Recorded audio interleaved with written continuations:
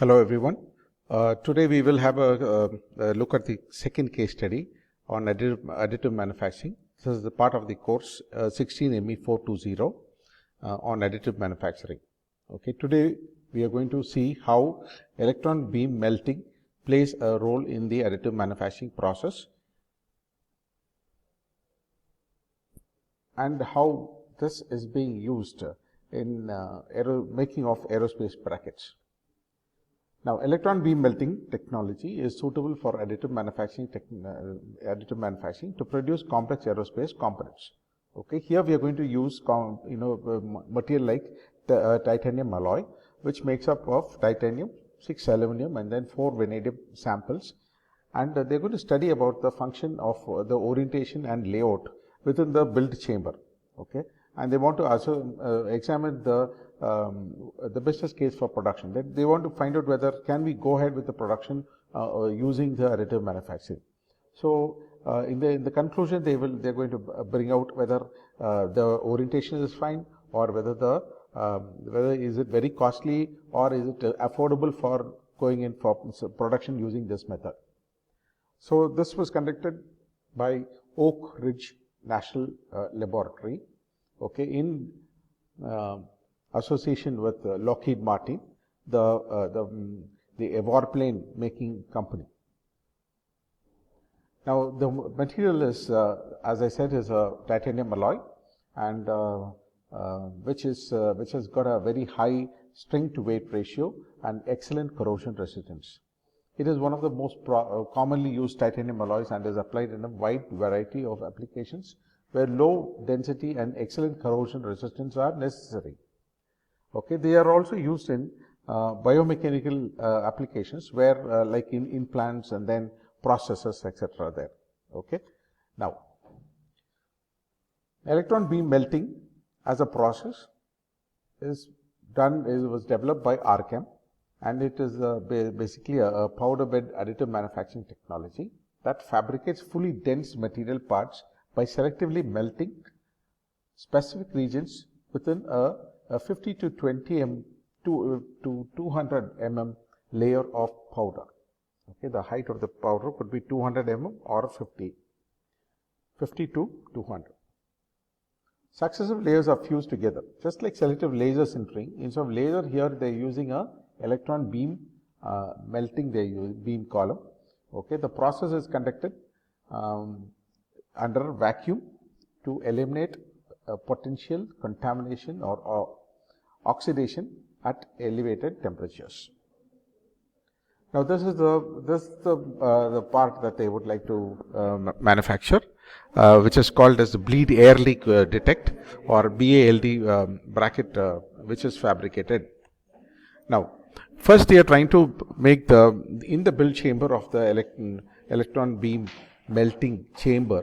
They have made some samples with different locations as well as different orientations, and they want to study whether which orientation is the best for manufacture of this particular bracket. So samples were fabricated in both horizontal and vertical direction at specified locations within the build volume.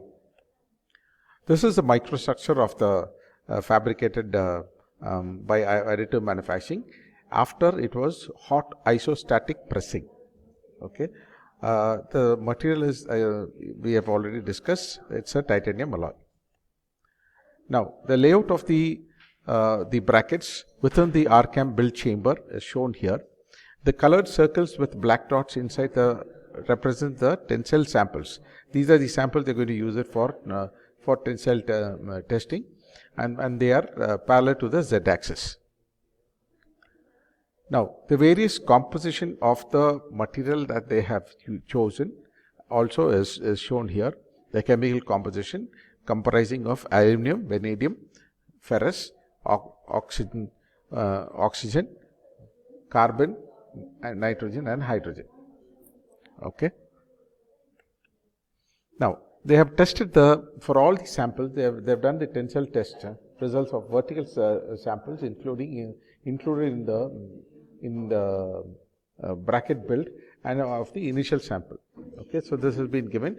They have found out the tensile test for center with build with center of the build with high oxygen content or vertical tensile corner of the orientation build. Like that, they have for everything they have found. They found that here you find that these are much better. Okay, where the one which has been shown, but more or less they are all within the range there. Now, as deposited and post machined BALD bracket is shown here. Okay. And the final conclusion that they are making is that the electron beam melting technology is suitable for additive manufacturing. To produce complex aerospace components. Okay, as deposited, the hot isostatic pressed brackets have consistent mechanical properties regardless of the location or orientation within the build chamber. So that is what is the conclusion they are coming to, that anywhere you keep them, keep these samples in whatever orientation within the build chamber, it is more or less the same. They all meet the ASTM specification for TI, the titanium alloy material, for yield strength, ultimate tensile strength and the elongation. The component testing also satisfied the required mechanical performance for non-flight critical hardware. Numerous brackets can be placed into the build chamber at various locations and orientation to maximize the production rate without sacrificing the component quality. So it has been an advantage in trying to use the electron beam melting.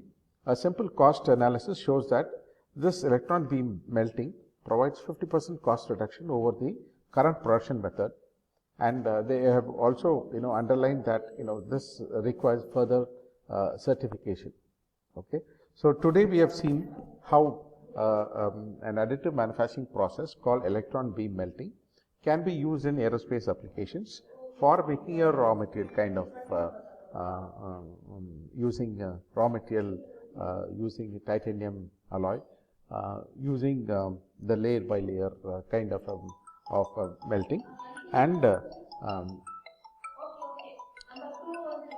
they have later finally machined the part.